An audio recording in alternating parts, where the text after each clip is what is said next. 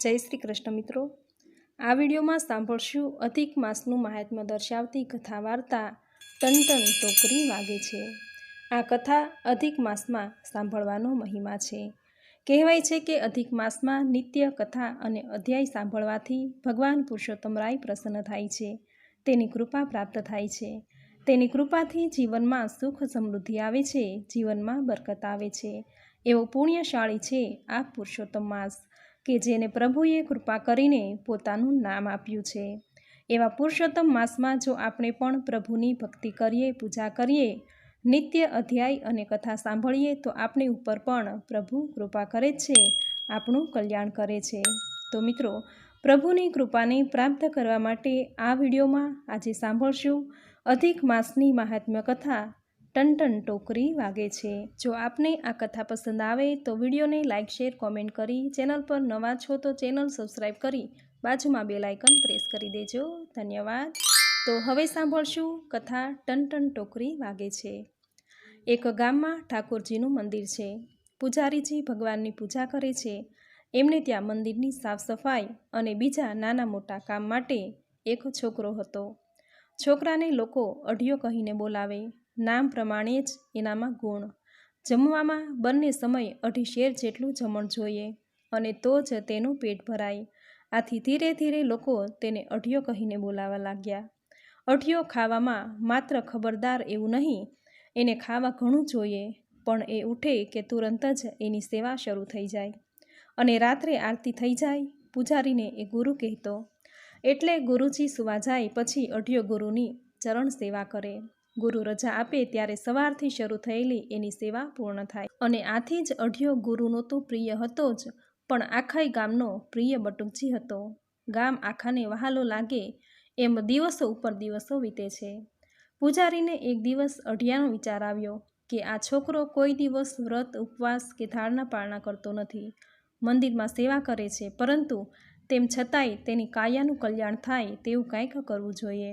અને વાતય સાચી છે, સાચા ગુરુને પોતાના શિષ્યના કલ્યાણ માટેની ચિંતા તો થાય જ। એટલે ગુરુજીએ વિચાર કર્યો કે અઢિયાનું કલ્યાણ થાય તેવું મારે કંઈક કરવું જોઈએ।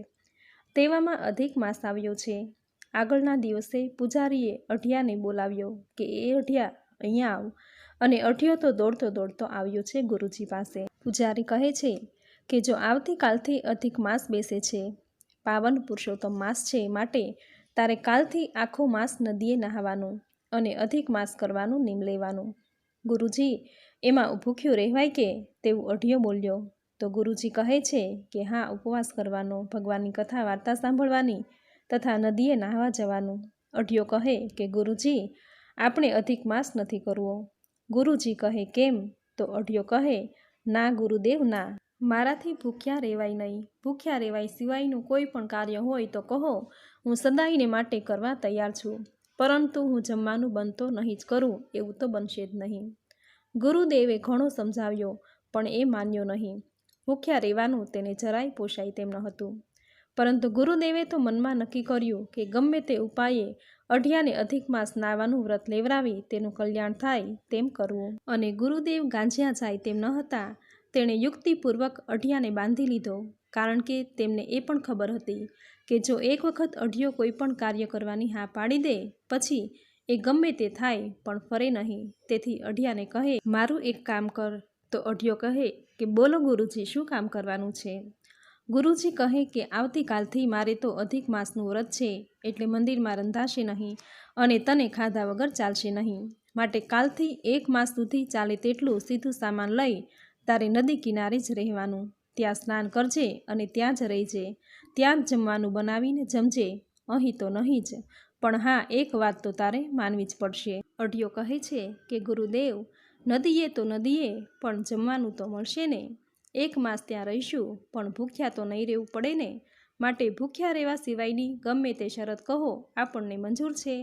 એમ કહીને કહે છે, ગુરુદેવ, તમે જે કહેશો તે માનીશ।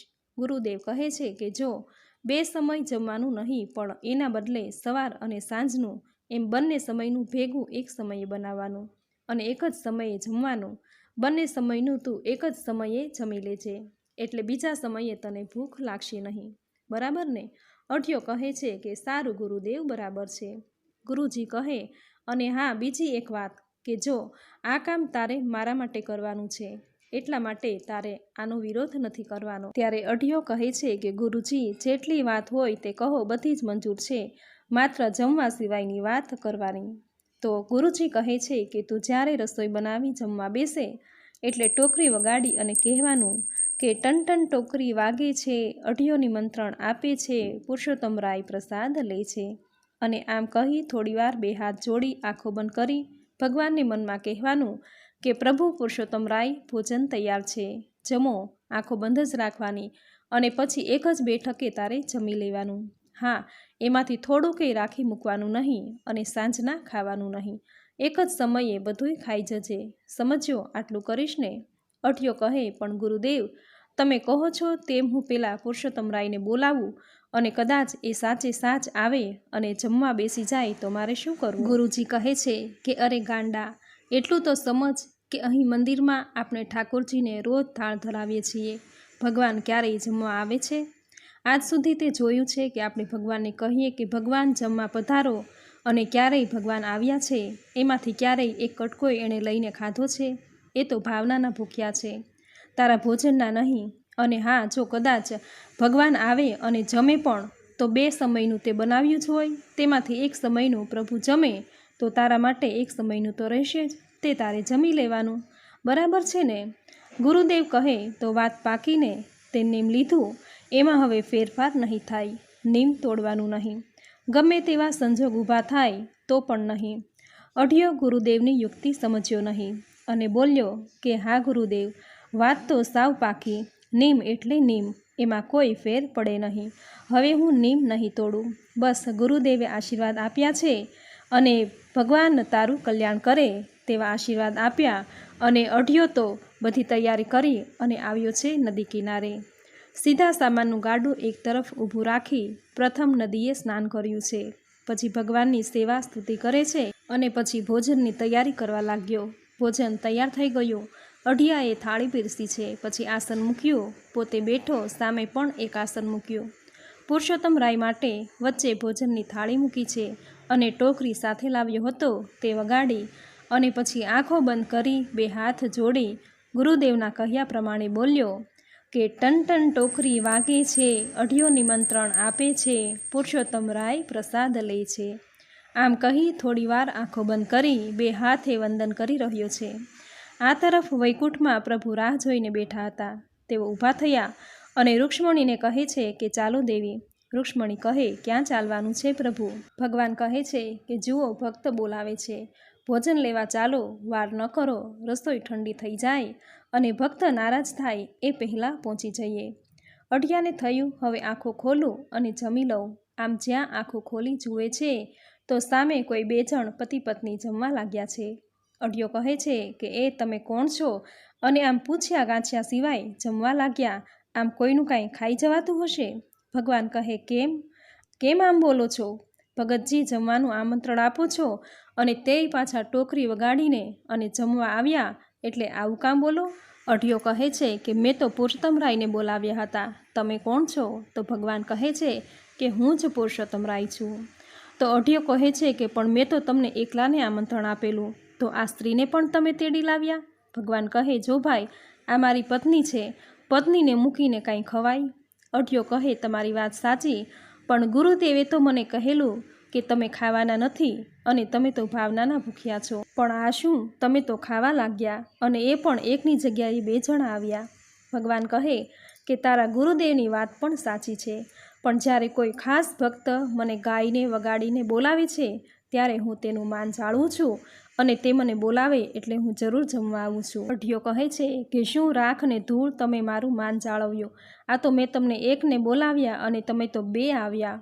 મારું 2 સમયનું ભોજન જમી જવાના અને ગુરુદેવને તો મેં વચન આપ્યું છે કે બીજી વાર જમવાનું બનાવીશ નહીં અને ખાઈશ પણ નહીં, એટલે મારે તો હવે ભૂખ્યા જ રહેવાનું ને?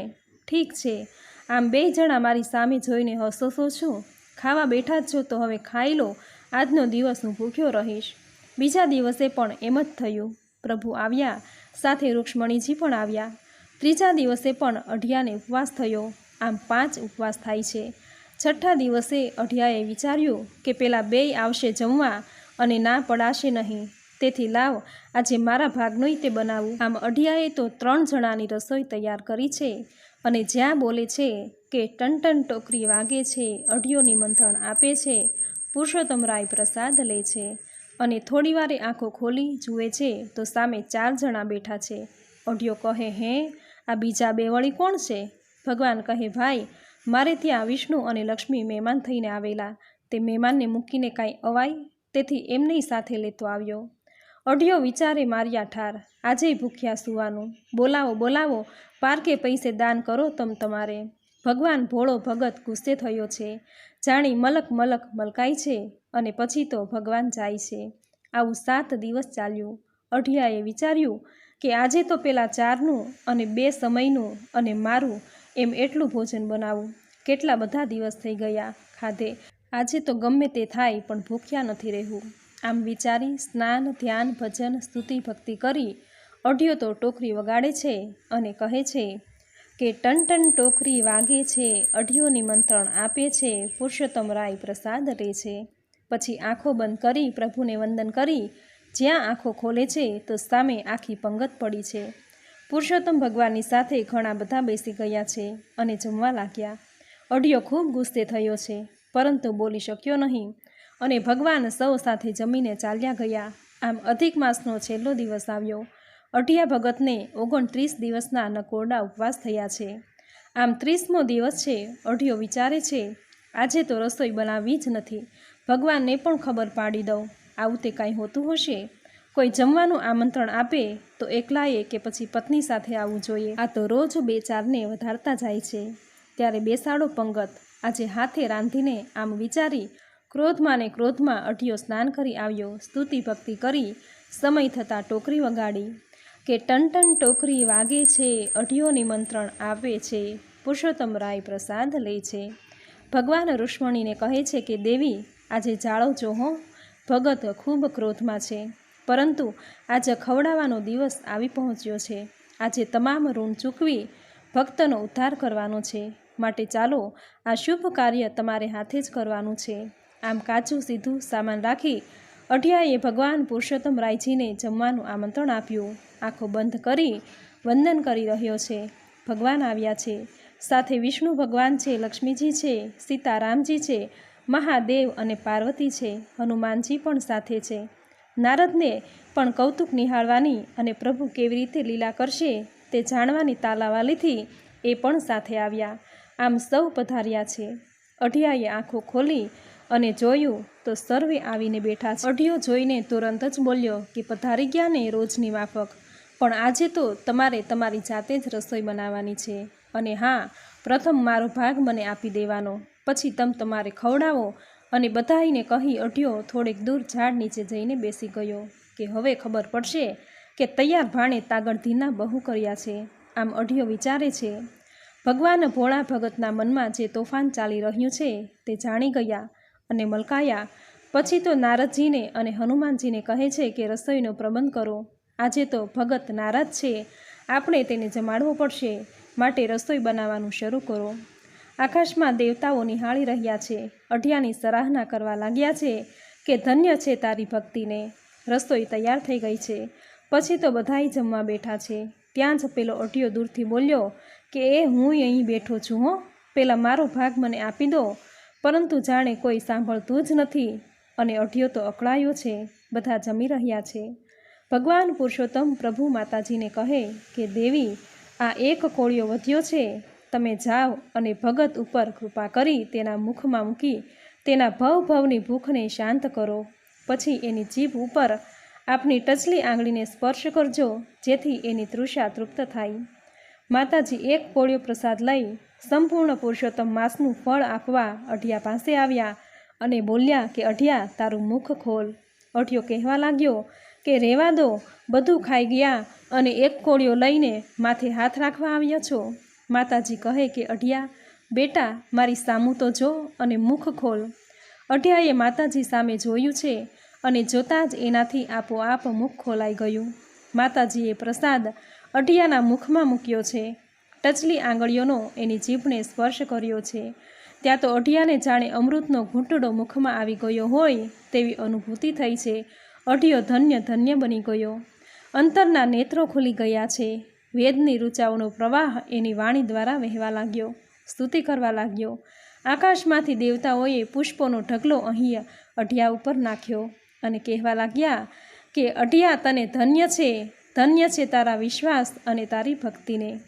અઢિયો પોતાના ઈષ્ટને પામી ગયો છે. એકદમ દોડ્યો છે. ભગવાન પુરુષોત્તમ રાયજીના ચરણોમાં પડ્યો છે અને કહે છે કે પ્રભુ ક્ષમા કરો, હું અજ્ઞાન છું. હું આપને કંઈ કેટલાયના ન કહેવાના શબ્દો કહી ગયો. મને ક્ષમા કરો પ્રભુ. પ્રભુ મોરે અવગુણ ચિત્ત ન ધરો. નેત્રોમાંથી આંસુ વહેવા લાગ્યા છે. બીજું કાંઈ બોલી શકાયું નથી. ભગવાન પુરુષોત્તમ પ્રભુએ અઢિયા ઉપર અપાર કરુણા કરી છે અને કહ્યું કે બેટા અઢિયા ઉઠ, કહે તારી કોઈ ઈચ્છા. અઢિયો કહે કે પ્રભુ, મારી ઈચ્છાઓ પૂર્ણ થવામાં હવે શું બાકી રહ્યું? મારા નાથ, આપે તો મને સર્વસ્વ આપી દીધું છે, પણ એક વિનંતી છે. ભગવાન કહે કે બોલ અઢિયા. અઢિયો કહે છે કે પ્રભુ, મારું કલ્યાણ કરવા મારા ગુરુદેવે યુક્તિ કરી અને મને આજે આપનું સામિધ્ય પ્રાપ્ત થયું છે. પ્રભુ, મારા ગુરુદેવને આપ દર્શન આપો કે જેથી એમનું પણ કલ્યાણ થઈ જાય. પુરુષોત્તમ ભગવાને રજા આપી છે. ત્યાં તો અઢિયો ભાગ્યો છે, મંદિરે આવ્યો છે. શ્વાસ માતો નથી, છતાંય ગુરુદેવનો હાથ પકડી જાણે ખેંચતો હોય એમ બોલ્યો કે ગુરુદેવ જલ્દી કરો, મારી સાથે ચાલો. ભગવાન પુરુષોત્તમ રાયજીના દર્શન કરાવું. સાથે દેવાધિદેવો પણ છે અને બધાય માતાજી પણ છે. ચાલો ગુરુદેવ. ગુરુદેવને કાંઈ સમજાતું નથી અને કહે છે કે અઢિયા તું શું કહે છે? અઢિયો કહે કે બાપજી સમય નથી, આપ જલ્દી મારી સાથે ચાલો. આમ ગુરુ અને શિષ્ય નદી કિનારે આવ્યા છે. અઢિયો કહે ગુરુદેવ, પ્રભુનો સાક્ષાત્કાર કરી લો. પરંતુ ગુરુદેવને કાંઈ જ દેખાતું નથી. નદી અને ઝાડ દેખાયા. ગુરુદેવ બોલ્યા, અઢિયા ગુરુદેવની મજાક કરે છે? અઢિયો સમજી ગયો અને કહેવા લાગ્યો કે પુરુષોત્તમ પ્રભુ, મારા ગુરુદેવ ઉપર કૃપા કરો. આટલું કહેતા તો ગુરુદેવના નેત્રો ખુલી ગયા. સામે ભગવાન પુરુષોત્તમ પ્રભુ, માતાજી અને સીતારામજી, વિષ્ણુ ભગવાન અને લક્ષ્મીજી. ઓહોહો, ગુરુદેવ ધન્ય બની ગયા છે. કાંઈ બોલી શકાયું નથી. નેત્રોમાંથી આંસુની ધારા વહેવા લાગી. સમાધિ લાગી ગઈ છે. પછી તો ભગવાને અઢિયાને એક દ્રષ્ટિ આપી છે, મલકાઈ છે અને વૈકુંઠમાં ગયા છે. આ તરફ ગુરુદેવના નેત્રો ખુલે છે. અઢિયા સિવાય ત્યાં કોઈ નથી. ગુરુદેવ દોડ્યા અને જ્યાં અઢિયાના ચરણ સ્પર્શ થઈ જશે, જઈને ગુરુદેવના ચરણોમાં પડ્યો છે. કહેવા લાગ્યો, નહીં ગુરુદેવ, આ બધોય આપનો જ પ્રતાપ છે અને આનંદ મંગળ વર્તાયો છે. હે પુરુષોત્તમ રાયજી, તમે જેવા અઢિયાને ફળ્યા, દર્શન આપ્યા, ગુરુદેવનો ઉદ્ધાર કર્યો, તેવા તમારું આ વ્રત કરનારને, વ્રતની કથા વાંચનારને, સાંભળનારને, કહેનારને સૌને ફળજો. સૌની ઉપર કૃપા કરજો. સૌની મનોકામના પૂર્ણ કરજો. જય પુરુષોત્તમ રાયજી. તો મિત્રો, આપણે સાંભળી અઢિયાની સુંદર વાર્તા, ટનટન ટોકરીની વાર્તા, જે તમે પૂરી શ્રદ્ધાથી સાંભળી, જે સાંભળવી તમને જરૂર ગમી હશે. તો વિડીયોને લાઇક કરી કોમેન્ટમાં જય પુરુષોત્તમ રાય જરૂર લખજો. ચેનલ પર નવા છો તો ચેનલ સબસ્ક્રાઈબ કરી બાજુમાં બેલ આઇકન પ્રેસ કરી દેજો, જેથી આપણા આવનાર દરેક નવા વિડીયોની નોટિફિકેશન તમને મળતી રહે. તો ફરી મળીશું આવી જ નવી ધાર્મિક માહિતી, નવી ધાર્મિક કથા સાથે. ત્યાં સુધી આપ સૌને મારા જય શ્રી કૃષ્ણ.